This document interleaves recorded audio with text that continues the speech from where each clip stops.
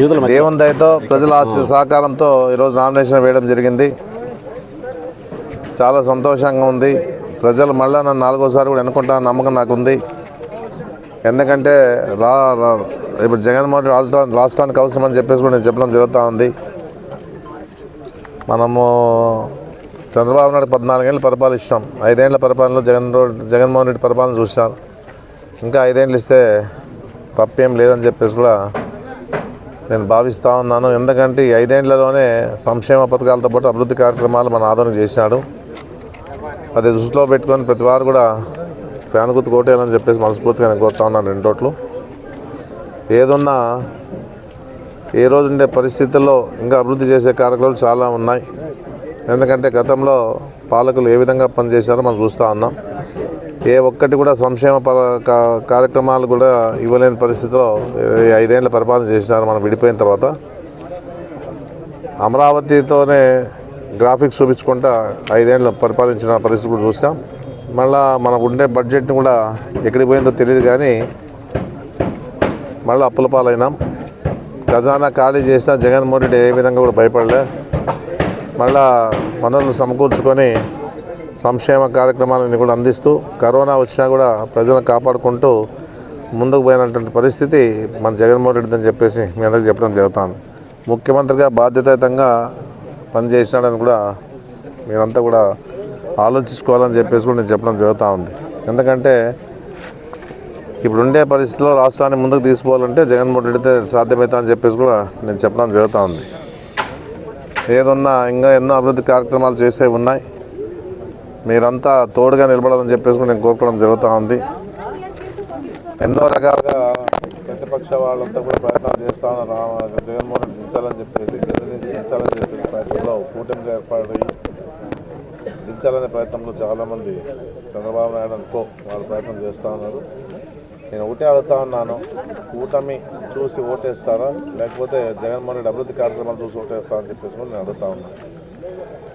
ఏదన్నా మీరు తోడుగా ఉంటారన్న నమ్మకం జగన్మోహన్ రెడ్డి చాలా ఉందని చెప్పేసి కూడా నేను తెలియజేస్తూ ఉన్నాను.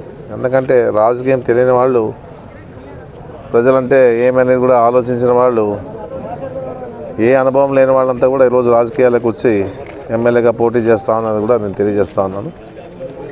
ఏదున్నా ప్రభుత్వం అంటే ప్రజలంటే ఏమి, ప్రభుత్వం అంటే ఏమని చెప్పేసి కూడా తెలియని పరిస్థితిలో చాలామంది ఉన్నారు. ఈ పరిస్థితుల్లో ప్రతి వారు ఆలోచించుకోవాలని చెప్పేసి నేను కోరుతా ఉన్నాను. ప్రజలు, మేధావులు, యువత, మహిళలు అన్ని వర్గాల వారు కూడా ఆలోచించుకోవాలని చెప్పేసి నేను కోరుకోవడం జరుగుతూ ఉంది. ఏదున్నా ఇది హోదా కోసం కాదు, ఇది పదవి ప్రజలకు సేవ చేసే భాగ్యం మళ్ళీ కలిగించాలని చెప్పేసి కూడా నేను కోరుకోవడం జరుగుతూ ఉంది. నాకు నమ్మకం ఉంది. ఎందుకంటే మన ఆదోని డెవలప్మెంట్ విషయంలో నాకు చాలా నమ్మకం ఉంది. జగన్మోహన్ రెడ్డి గారు కూడా 500 కోట్లతో మెడికల్ కాలేజ్ ఇచ్చినాడు, డిగ్రీ కాలేజ్ ఇచ్చినాడు, బైపాస్ రోడ్ ఇచ్చినాడు. ఈ విధంగా ఈరోజు ఉండే పరిస్థితుల్లో ఆదోనికి ఆయన గుర్తింపునిచ్చినా అని చెప్పేసి కూడా నేను చెప్పడం జరుగుతూ ఉంది. గడప గడపలు కూడా ప్రతి గడపకి తొక్కినాం, ప్రజా సమస్యలు తెలుసుకున్నాం, వీలైనంత వరకు సహకారం ఇచ్చినామని చెప్పేసి కూడా దాంతో పాటు అందులో ప్రతి వార్డుకి 40 లక్షలు కేటాయించిన పరిస్థితుల్లో అభివృద్ధి కార్యక్రమాలు చేసినామని చెప్పేసి కూడా గట్టిగా చెప్పడం జరుగుతూ ఉంది. ఏదున్నా ఆదోన్లో నియోజకవర్గంలో ఇంకా చేసే పనులు చాలా ఉన్నాయి. అవన్నీ కూడా ఈ 5 ఏళ్ల పరిపాలన సరిపోలేదు కాబట్టి ఇంకొక 5 ఏళ్ల పరిపాలన ఇస్తే తప్పకుండా పూర్తి స్థాయిలో సహకారం ఇస్తా అని చెప్పేసి కూడా నేను చెప్పడం జరుగుతూ ఉంది. 14 ఏళ్ళు చంద్రబాబు నాయుడు పరిపాలన చూసినారు. ఏ సంక్షేమ కార్యక్రమాలు అందుకోకుండా, ఏ ఒక్కటి కూడా అభివృద్ధిలో భాగంగా చేయకుండా వచ్చిన ఆదాయాన్ని ఏం చేసినాడో తెలియదు కానీ మళ్ళీ అప్పుల పాలు చేసిన పరిస్థితి ఉన్నా జగన్మోహన్ రెడ్డి భయపడలేదు. ఏదున్నా అలాంటి ధైర్యస్తున్నటువంటి జగన్మోహన్ రెడ్డికి సపోర్ట్గా ఉండాలని చెప్పేసి నేను కోరుకోవడం జరుగుతూ ఉంది. ఎందుకంటే చాలామందితో పెట్టుబడులు పెట్టించినారు జగన్మోహన్ రెడ్డి గారు. పెద్ద పెద్ద కంపెనీలతో పెట్టుబడి పెట్టించినారు. దాదాపు 13 లక్షల కోట్లతో రాష్ట్రాన్ని ముందుకు తీసుకుపోయడానికి ప్రయత్నం చేస్తుండే తరుణంలో మీరంతా సపోర్ట్గా నిలబడాలని చెప్పేసి కూడా నేను కోరుకోవడం జరుగుతూ ఉంది. ఆదాని లాంటి వాళ్ళైతేనేమి, రిలయన్స్ లాంటి వాళ్ళైతేనేమి వాళ్ళంతా కూడా పెట్టుబడి పెట్టేదానికి ఆంధ్రప్రదేశ్కి వస్తూ ఉన్నారంటే జగన్మోహన్ రెడ్డి గారి మంచి పరిపాలన ఉంది కాబట్టి ఈరోజు అందరూ కూడా ముందుకు వచ్చి పెట్టుబడులు పెడతా ఉన్నారని చెప్పేసి కూడా నేను చెప్పడం జరుగుతూ ఉంది. జగన్మోహన్ రెడ్డి గారు ప్రజల కోరిక మేరకే 3 రాజధానులు చేయడం చాలా మంచిదైంది. అది ఏదన్నా 3 రాజధానులు ఉంటేనే ఏదైనా కానీ సాధ్యమవుతుంది, రాష్ట్రాన్ని ముందుకు తీసుకోవచ్చు అని చెప్పేసి ఆలోచనతో ముందుకు పోవడం జరుగుతుంది. ఏదన్నా ఈరోజు ఉండే పరిస్థితుల్లో మీరంతా కూడా సపోర్ట్గా నిలబడాలని చెప్పేసి కూడా నా ప్రజలు నేను కోరుకోవడం జరుగుతూ ఉంది. ఇక్కడ ఉండే పరిస్థితుల్లో కూటమి తరపున నిలబడిన వ్యక్తి రాజకీయం అనుభవం లేదు, ప్రజలంటే ఏమో తెలియదు, ప్రభుత్వం అంటే ఏమో తెలియదు, ఆయనకు ఉన్నటువంటి సంస్కారం లేదు. ఏదన్నా కూడా ఇష్టానుసారంగా వ్యక్తిగతంగా మాట్లాడే పరిస్థితి చూస్తూ ఉన్నారు. ఏదో రకంగా భయభ్రాంతులు చేయాలని చెప్పేసి ఆలోచనలో ఉన్నట్లున్న పరిస్థితులు కనపడుతుంది. ఎందుకంటే మన ఏదో మీటింగ్లో కత్తులు తిప్పి మేము ఏదో గొప్పగా అనుకోవడం జరుగుతుందని చెప్పేసి కూడా నేను చెప్పడం జరుగుతూ ఉంది. ఇలాంటి వాళ్ళని తరిమి కొట్టాలని చెప్పేసి కూడా నా ప్రజల్ని కోరుకోవడం జరుగుతూ ఉంది. అందుబాటులో ఉంటూ మీరు వచ్చినప్పుడు పలుకుతూ మీకు సహకరిస్తున్నటువంటి వారిని దూరం చేసుకోవద్దని చెప్పేసి కూడా నేను కోరుకోవడం జరుగుతూ ఉంది. ఇన్ని అబద్ధాలతో వాళ్ళు ప్రజల్లోకి పోతూ ఉన్నారు.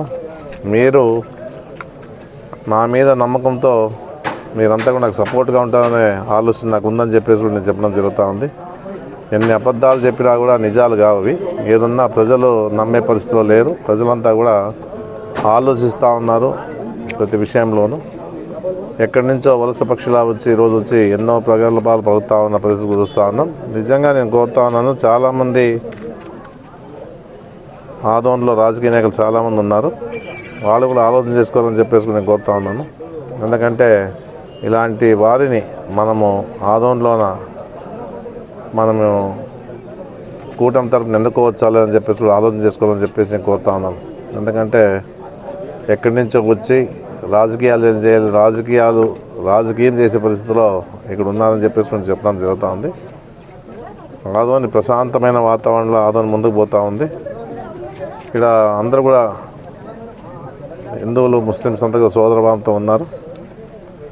అందరూ కూడా అన్నదమ్ముల మాదిరిగా జీవనం సాగిస్తూ ఉండే పరిస్థితి ఆదోన్లో ఉంది. ఇలాంటి పరిస్థితి ఉన్నంత వరకు ఉండాలని చెప్పేసి నేను కోరుకోవడం జరుగుతూ ఉంది. ఎందుకంటే ఇలాంటి నాయకులు వచ్చి ఆదోన్ని విభజించి పాలించాలని చెప్పే ప్రయత్నం చేస్తూ ఉన్నారు. అలాంటివన్నీ నమ్మద్దండి అని చెప్పేసి ప్రజలకు నేను గట్టిగా కోరుతా ఉన్నాను. ఏదున్నా మీ అందరి మీద నాకు నమ్మకం ఉంది. ఖచ్చితంగా 4వసారి కూడా మళ్ళీ ఎమ్మెల్యేగా మీరు గెలిపిస్తారని నమ్మకం నాకుంది. భగవంతుని ఆశీర్వాదం మీ సహకారం ఉంటుందని చెప్పేసి కూడా నేను తెలియజేసుకుంటూ, ఈరోజు మంచి టైంలోనే మనము నామినేషన్ దాఖలు చేసినా కూడా సంతోషంగా ఉందని చెప్పేసి తెలియజేసుకుంటూ సెలవు తీసుకుంటూ నమస్కారం. అన్న, మీరు ఇప్పటికే 3 సార్లు ఎమ్మెల్యేగా గెలిచారు. 4వసారి ఓటు అడిగే ముందు ప్రజలకు ఎటువంటి హామీలు ఇస్తున్నారన్న ఆదోనిలో? ఇంకా వైడనింగ్ చేసేది ఉంది. తర్వాత తాగునీటి సంస్థ మండలంలో ఉంది.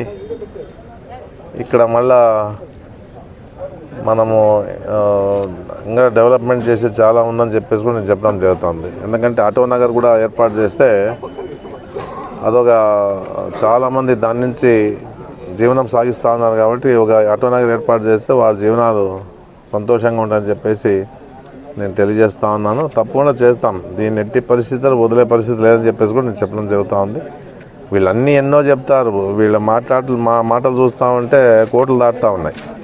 వీళ్ళు ఏదో పోతారంట, సెంట్రల్లో తెస్తారంట, ఆదోని అభివృద్ధి చేస్తారంట. ఇవన్నీ జరిగే పని కాదు. ఇవి ఏదన్నా ఒక పద్ధతి ప్రకారంగా మన రాష్ట్రానికి ఏమి ఇవ్వగలుగుతారో అవి తీసుకురావచ్చు. కానీ స్వతహాగా పోయి ఒక ఎమ్మెల్యేకి సపరేట్ ఫండ్స్ ఇచ్చే పరిస్థితి ఉండదు. రాష్ట్ర నిధులు, సెంట్రల్ నిధులతోనే డెవలప్మెంట్ చేసే దాంట్లో ఏదైనా అవకాశం ఉంటుంది. కానీ ఇష్టానుసారంగా ఏదో మాట్లాడుకుంటూ పోతే ప్రజలు నమ్ముతారులని చెప్పేసి మాట్లాడడం జరుగుతున్నట్టు పరిస్థితి కూడా ఉంది. వాళ్ళే చెప్పుకుంటా ఉన్నారు, 22 రోజులు గడువు ఇచ్చాం, 22 రోజులకి ఎమ్మెల్యేగా దిగిపోతాడు, 22 రోజుల తర్వాత మేము ఎమ్మెల్యేగా ఉంటామని చెప్పుకొని వాళ్ళు ప్రగల్భాలు పలుకుతూ ఉన్నారు. మేము ప్రజలు నమ్మినాం, గెలిపోవడం దైవాధీనమని భావిస్తాం. అంతేగాని వీళ్ళ మాదిరిగా గొప్పలు చెప్పుకునే పరిస్థితి నేను లేను. ఏదున్నా నా ప్రజల మీద నాకు నమ్మకం ఉంది. నన్ను ఖచ్చితంగా వాళ్ళ గుండెలో పెట్టుకుంటానని నాకు నమ్మకం ఉంది. ప్రజలంతా నా గుండెలో ఉన్నారు, నేను వాళ్ళలో ఒకరిగా ఉంటాను. నాకు వాళ్ళ సహకారం తోడు ఉందనే నమ్మకం చాలా గట్టిగా బలంగా ఉంది. ఎందుకంటే లోకల్లో వాడుగా, ఇక్కడ పుట్టి ఇక్కడ పెరిగిన వాడుగా నాకు నమ్మకం ఉంది నా ప్రజల మీద. ఏదున్నా నేను వేరే విషయాలు కూడా చెప్పదలుచుకోలేదు. ఏదన్నా నా వంతుగా నా మీద, నా ప్రజల మీద నాకు నమ్మకం ఉంది. ఏదన్నా గెలిపిస్తానని నమ్మకం నాకు ఉంది. ఎందుకంటే జగన్మోహన్ రెడ్డి కూడా రాష్ట్రానికి అవసరం కాబట్టి, ఆయన చేసిండే పనులు కూడా బలంగా ఉన్నాయి కాబట్టి ఖచ్చితంగా మన ఫ్యాన్కి ఓటు వేసి గెలిపిస్తానని నమ్మకం ఉంది. 2 ఓట్లు కూడా.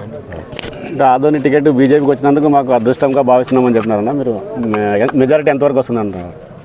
నేను అదృష్టంగానే, ఎవరిదైనా కూడా అదృష్టం అనేది నాకు ఎప్పుడు అదృష్టం ఉంది. ఎందుకంటే బీజేపీకి వచ్చింది అదృష్టం ఉంది అనే పరిస్థితుల్లో ఎవరైనా పోటీ చేయాల్సి ఉంది, ఎవరైనా కష్టపడాల్సి ఉంది. అంతేగాని అదృష్టం ఉందని ఇంట్లో కూర్చుంటే జరిగే పని కాదు అది. ఏదున్నా ప్రజలు లేకపోతాం, ప్రజల మన్ననలు తీసుకుంటాం, ప్రజల మద్దతు తీసుకుంటాం. దాని మీదే మేము పోరాటం చేస్తాం. కానీ బీజేపీకి వచ్చిందని చెప్పేసి ఇంట్లో కూర్చునే పరిస్థితి ఏం లేదు. ఏదున్నా కూడా మన ప్రయత్నాలు చేసే బాధ్యత మన మీద ఉంది. దేవుని ఆశీర్వాదము, ప్రజల సహకారం ఉంటుందనే నమ్మకం నాకుంది. మెజారిటీ ఎంత అని ఆశిస్తున్నారు? ఎంత అనేది ప్రజలు నిర్ణయిస్తారు, నేను చెప్పేది కాదు కదా. నేను ఒక్కటే వేసుకొని నాది డబ్బా కొట్టుకునే కాదు, ఇది ప్రజలు నిర్ణయించుకుంటారు. మెజార్టీ మనకి ఎట్లా తెలుస్తుంది? వాళ్ళ ప్రజల మనసులో ఉన్నటువంటి మాట మనకి ఎట్లా తెలుస్తుంది? వాళ్ళ సహకారం గ్యారెంటీగా ఉంటుందని నమ్మకం నాకు ఉంది. వాళ్ళ మద్దతు ఉంటుందని నాకు నమ్మకం ఉంది. దేవుని ఆశీర్వాదం, అల్లా ఆశీర్వాదం ఉంటుందని నాకు